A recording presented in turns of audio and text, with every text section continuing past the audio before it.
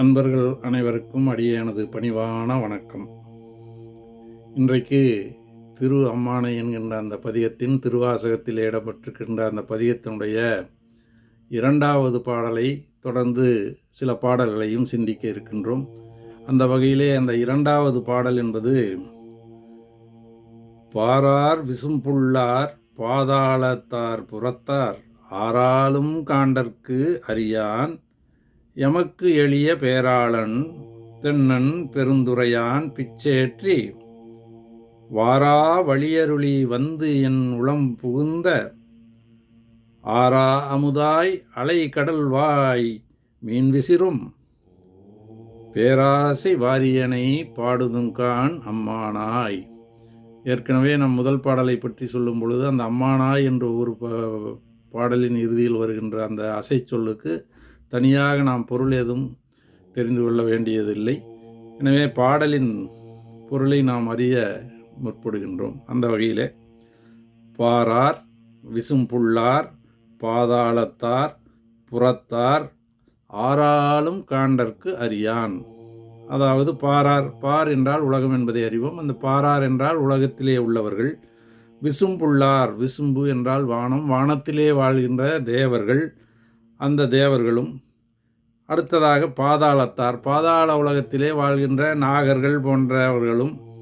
புறத்தார், இவர்கள் அல்லாத வேறு இடங்களிலே வாழ்பவர்கள், அல்லது அதாவது அதை குறிப்பிடுவது மாயாபவனவாசிகள் என்று சொல்வார்கள். அவர்களை புறத்தார் என்று குறிப்பிடுகின்றார். அப்படி புறம்பே உள்ள வேறு உலகத்தாரும் ஆராலும் காண்டற்கு அறியான், இப்படி யாராலுமே காண்பதற்கு அரியவனாக விளங்குகின்றவன் சிவபெருமான் என்பதை சொல்கின்றார். ஆனால் அப்படிப்பட்ட இறைவன் எமக்கு எளிய பேராளன், எம்மை பொறுத்தவரையிலே மிக எளிமையாக எமக்கு காட்சியளித்த ஒரு பெருமையை கொண்ட பெருமான். அப்படி பெருமையுடையவன் பேராளன். தென்னன், தென்னன் என்றால் தென்னாட்டை, அதாவது பாண்டிய நாட்டை ஆளுகின்ற பாண்டிய வம்சத்திலே ஆண்ட சிவபெருமான். பாண்டியனாக சிவபெருமான் மீனாட்சி அம்மையை மணந்து பாண்டிய நாட்டை ஆண்டவன். அந்த வகையிலே தென்னன் என்றும் சொல்லலாம். தென் நன் என்றால் அதாவது அழகிய, அப்படி என்று ஒரு தென்னன் என்பதற்கு அழகிய நல்ல என்று பொருள்.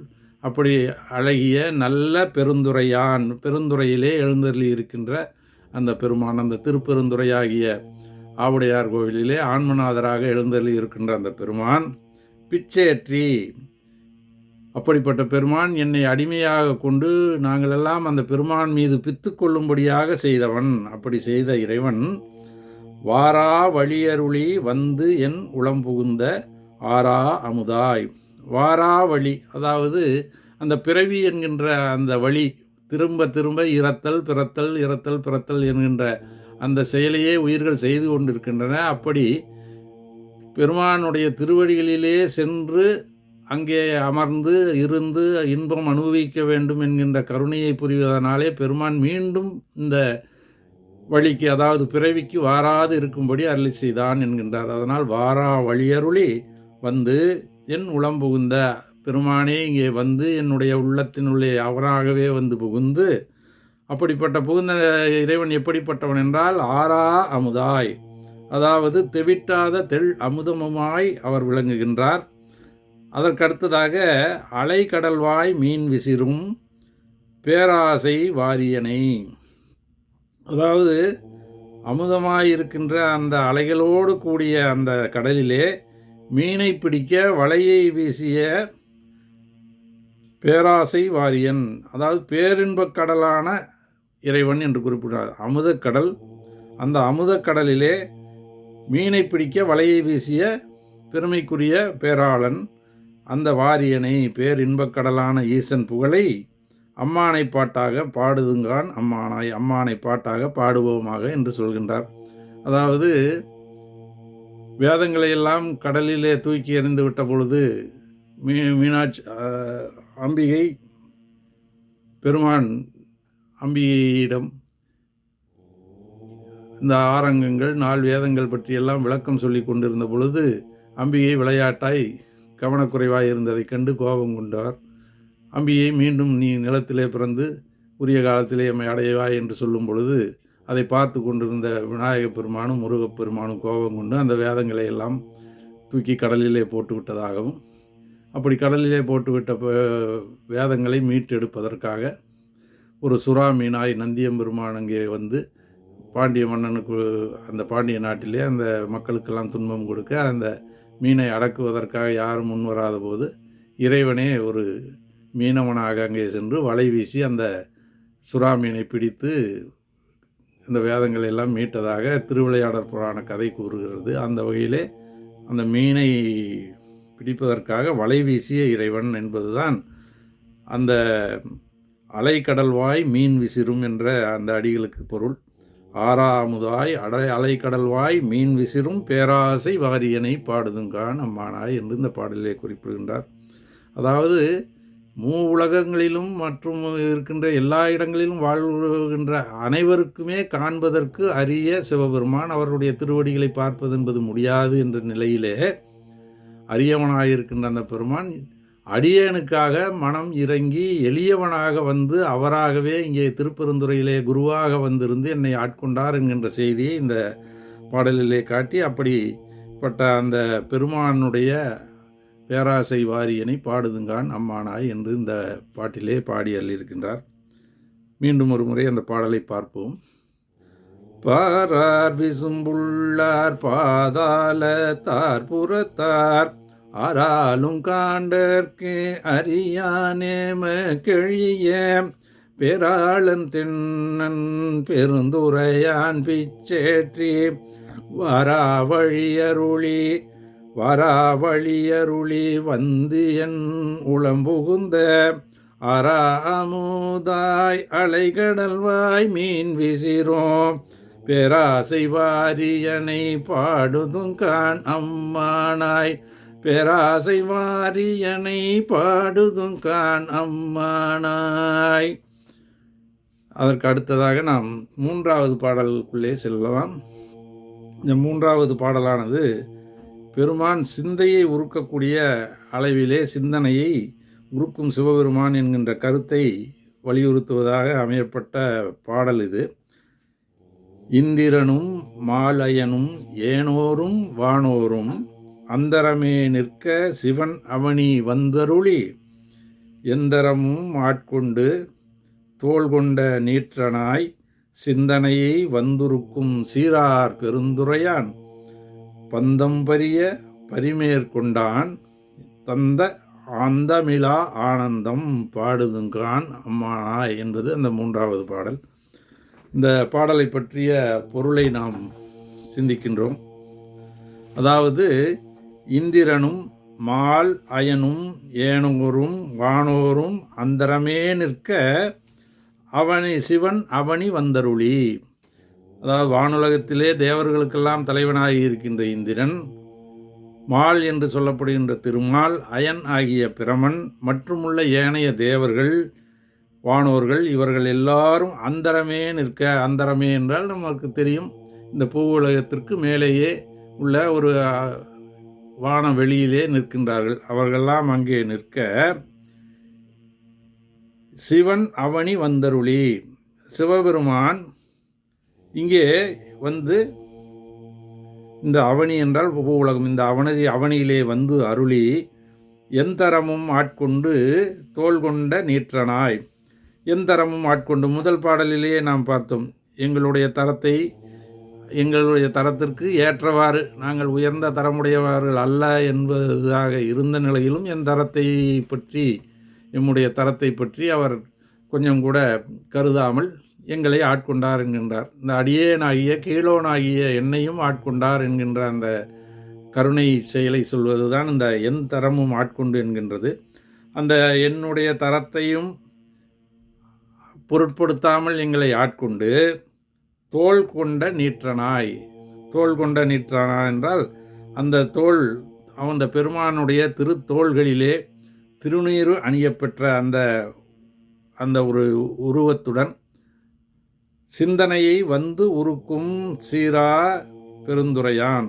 இந்த சிந்தனையை வந்திருக்கும் என்றால் எம்மிடத்திலே வந்து சிந்தனையை, அதாவது மனத்தை உருக்குகின்ற புகழ் விளங்குகின்ற சீரார் பெருந்துரையான், அந்த சீரார் என்றால் பெருமை மிக்க பெருந்துறை, திருப்பெருந்துறையிலே எழுந்தருளி இருக்கின்ற இறைவன் பந்தம் பரிய பரிமேற்கொண்டான். அதாவது இப்போ உயிர்களை பொறுத்தவரையிலே நமக்கெல்லாம் பந்தபாசம் என்று இருக்கும். அந்த பந்தபாசமெல்லாம் இருக்கின்ற வரையிலே இறைவனை நாடுவது அல்லது இறைவனை அடைவது என்பதற்கு இடையூறாக அமையும். எனவே அந்த பந்தங்களை எல்லாம் அறுத்து குதிரை வீரனாக வந்து அருளினான் என்பதுதான் பரிமேற்கொண்டான் என்று சொல்வது. பரி என்றால் குதிரை என்பது தெரியும். அதிலும் பரி என்பதற்கு சிறப்பு பொருள் என்ன என்றால் போருக்கு பயன்படக்கூடிய, போருக்கு செல்லக்கூடிய குதிரை என்பதற்கு பரி என்பார்கள். சாதாரணமாக குதிரை என்று சொல்கின்ற குதிரை அல்ல, போருக்காக பழக்கப்படுத்தப்பட்ட அந்த குதிரையை பரி என்பார்கள். அந்த போருக்காக பழக்கப்படுத்தப்பட்டுள்ள அந்த குதிரையின் மீது ஏறி வந்த பெருமான், அதாவது குதிரை வீரனாக வந்தான் என்கின்ற அந்த செய்தியை பரிமேற்கொண்டான் என்று சொல்லி தந்த அந்தமிலா ஆனந்தம் பாடுதுங்கான் அம்மானாய்.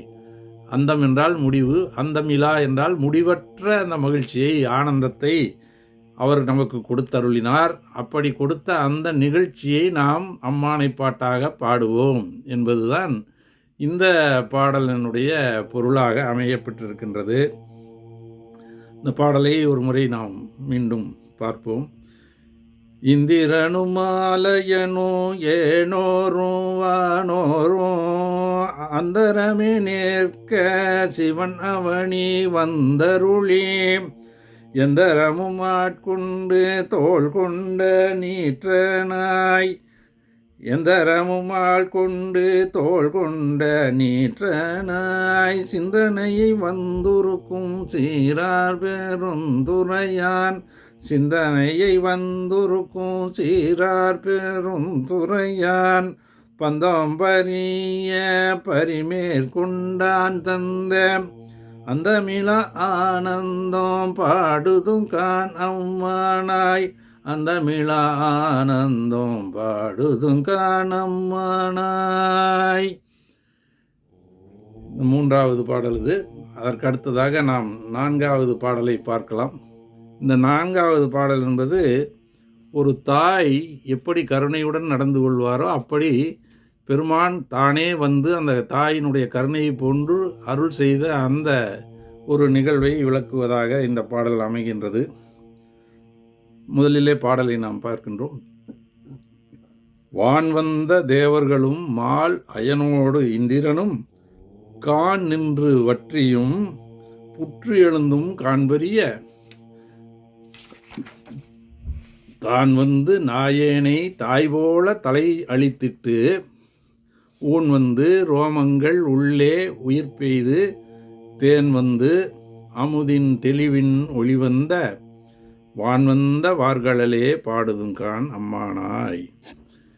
அதாவது சென்ற பாடலிலே குறிப்பிட்டது போலத்தான் இந்த பாடலிலும் அந்த முதல் 2 வரிகளை பொறுத்தவரையிலே அந்த இந்திரன், அதாவது வான் வந்த தேவர்கள், மால் அயனோடு இந்திரனும் என்று சொல்கின்றார். அது இந்திரன், திருமால், பிரமன் மற்றும் வானிலே வாழ்கின்ற அந்த தேவர்கள் எல்லாம், வான் வந்த தேவர்களும் மால் அயனோடு இந்திரனும் கான் நின்றும் வற்றியும் புற்றெழுந்தும் காண்பரிய, இவர்கள் எல்லாம் பெருமானை காண்பதற்காக தவம் இருக்கின்றார்கள். அதாவது கான் நின்று வற்றியும், வனத்திலே கானகத்திலே போய் நின்று தவம் இருக்கின்றார்கள். கான் நின்று அப்படி தவம் இருக்கும் பொழுது ஊன் உணவு எதுவும் நீர் எதுவுமே எடுத்துக்கொள்ளாமல் தவம் இருந்ததுனாலே, அந்த கடுமையான தவம் இருந்ததுனாலே தங்கள் உடல் எல்லாம் வற்றி போய் அந்த ஒரு நிலையிலே இருக்கின்றார்கள். அதனால்தான் அதை கான் நின்று வற்றியும் என்கின்றார். அப்படி நின்றவர்கள் தொடர்ந்து அப்படியே அசையாமல் நின்று கொண்டிருந்ததுனாலே அவர்களை சுற்றி மண் புற்றாக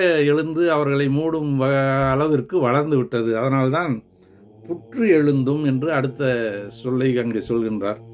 கான் நின்று வற்றியும் புற்று எழுந்தும் காண்பரிய, அதாவது கானகத்திலே தவம் இருந்து நின்று ஊன் உணவின்றி அவர்கள் உடலெல்லாம் வற்றி போய் இருந்த பொழுது அவர்களை சுற்றி புற்று எழுந்தது, மண்புற்றாக எழுந்து அப்படி ஒரு நிலை அடைந்த பொழுதும், அத்தகைய கடுமையான தவத்தை மேற்கொண்ட போதும் பெருமானை அவர்களால் காண முடியவில்லை. காண்பரிய தான் வந்து நாயேனை தாய்போல் தலை அழித்திட்டு ஊன் வந்து ரோமங்கள் உயிர் பெய்து தேன் வந்து அப்படிப்பட்ட இறைவன் என்னை பொறுத்தவரையிலே, மாணிக்கவாசகர் சொல்கின்றார், தன்னை பொறுத்தவரையிலே தானே வழிய வந்து நாயேனை தாய்போல் தலையளித்திட்டு, நாய் போன்ற நாயை ஒத்த இழிந்தவனாகி இந்த நாயேன் என்று சொல்கின்ற இந்த சொல்லை நாயடியேன், இது போன்று பல இடங்களிலே திருவாசகத்திலே நாம் பார்க்க முடியும். மாணிக்கவாசக பெருமான் தன்னை அவ்வளவு தாழ்த்தி கொண்டு பாடுவார். அதாவது தாழ்ந்த நிலையில் இருந்தாலும் கூட இறைவன் மிக பெரும் கருணையுடன் வந்து ஆட்கொள்வான் என்கின்ற அந்த கருத்தை வலியுறுத்துவதற்காக தன்னை மிகவும் தாழ்த்தி கொண்டு மிகவும் மிகவும் தாழ்த்தி கொள்வார். நாயை விட கீழானவன் என்றெல்லாம் சொல்லுவார். அப்படி சொல்லுகின்ற வகையிலே இங்கே தானே வந்து நாயேனை, நாய் போன்ற நாயையுடன் கீழவனாகிய இழிந்தோனாகிய என்னை தாய்போல் தலை அளித்திட்டு, தாய் போன்ற மிக பெரும் கருணையுடன் பேரன்பு செய்து என் உடம்பினுள் ஊன் வந்து உடம்பினுள் எழுந்து அருளி ரோமங்கள் உள்ளே உயிர் பெய்து, ரோம துளைகள் தோறும் அந்த உயிர்ப்பை ஊட்டுகின்ற தேனாக ஊறி நின்றான். அப்படி என்று அவ்வளவு கருணை அந்த இறைவனுடைய அந்த செயல் என்பதை இங்கே சொல்கின்றார். ஊன் வந்து ரோமங்கள் உள்ளே உயிர் பெய்து தேன் வந்து அமுதின் தெளிவின் ஒளிவந்த, அமுது எவ்வளவு இனிமையானது, சாகா வரத்தை கொடுக்கின்ற அந்த அமுது தெளிவின், அதை வடிகட்டி எடுத்தால் எப்படி இருக்கும், அந்த அமுதையே வடிகட்டி எடுத்தால் இன்னும் எவ்வளவு சுத்தமானதாக இருக்கும். தேனை வடிகட்டி எடுப்பது போல் இந்த அமுதை வடிகட்டி எடுத்தால் அந்த கிடைக்கின்ற தெளிவான அமுதின் தெளிவின் ஒளி வந்த, அதிலே ஏற்படுகின்ற அந்த ஒளியானது எவ்வளவு சிறப்பாக இருக்குமோ அப்படி சிறப்பு மிகுந்த வான் வந்த வார்கழலே பாடுதுங்கான் அம்மானாய். அந்த மேன்மை மிகுந்த திருவடிகள், அந்த இறைவனுடைய திருவடிகளை மிக மேன்மை பொருந்திய திருவடிகள் என்பதனாலே தான் வான் வந்த வார்கழலே பாடுதுங்கான் அம்மானை. அந்த பெருமானுடைய அந்த புகழை நாம் அம்மானை பாட்டாக பாடுவோம் என்று சொல்கின்றார். அதாவது அந்த திருவடிகளே மிக ஆனந்தத்தை கொடுப்பது என்பதை வலியுறுத்துவது இந்த பாடல். அந்த திருவடிகள் வார்கழலே பாடுதுங்கால், இறைவனை பற்றி பாட வேண்டாம், இறைவனுடைய அந்த திருவடிகளை மட்டும் பாடினாலே போதும் என்கின்ற அந்த கருத்தை வலியுறுத்துகின்றார். அதில் குறிப்பாக முதலிலே நாம் சொன்னது போல தாய் போல தானே வந்து தலையளித்திட்டு பேரன்பு கொண்டு என் உள்ளம் புகுந்தான், ரோமங்கள் தோறும் உயிர் பெய்து, அதே போல இந்த ரோம கால்களிலெல்லாம் உயிர்ப்பு அடையும்படி உயிர் பெறும்படியாக அந்த பெரும் கருணையை செய்த இறைவன் என்று இந்த பாடலிலே வலியுறுத்துகின்றார். இந்த பாடலை மறுபடியும் ஒரு முறையாக நாம் பார்த்து விடுகிறோம். வான் வந்த தேவர்களும் ஆலயனோடிந்திரனும் காணின்று வற்றியும் புற்றெழுந்தும் காண்பறிய தான் வந்து நாயேனை தாய்போல் தலையளித்திட்டு உன் வந்து ரோமங்கள் உள்ளே உயிர் பெய்து தென் வந்து அமுதின் தெளிவின் ஒளி வந்து வான் வந்த வார்கழலே பாடுதுங்கானம்மானாய், வான் வந்த வார்கழலே பாடுதுங்கானம்மானாய். இந்த அளவிலே இன்றைய பதிவை நாம் நிறைவு செய்கின்றோம். 4 பாடல்களை முதல் நாளிலே முதல் பாடல் அம்மானை, திருவம்மானை பதிகம் பற்றிய விளக்கம் முதல் பாடல். இன்று 3 பாடல்களை சிந்தித்தோம். இனி வரும் பதிவுகளிலே அடுத்த பாடல்களையும் சிந்திக்கின்றோம். அடியார்கள் அனைவருக்கும் அடியேனின் பணிவான வணக்கத்தை மீண்டும் சொல்லி, பெருமானின் திருவடிகளை மனம் மெய் மொழிகள் என்னும் அந்த முக்கரணங்களாலே வழங்கி இத்தகைய ஒரு வாய்ப்பையும் அருளிய பெருமானுக்கு நன்றியும் வணக்கத்தையும் சொல்லி நிறைவு செய்யலாம் இன்றைய பதிவை. திருச்சிற்றம்பலம்.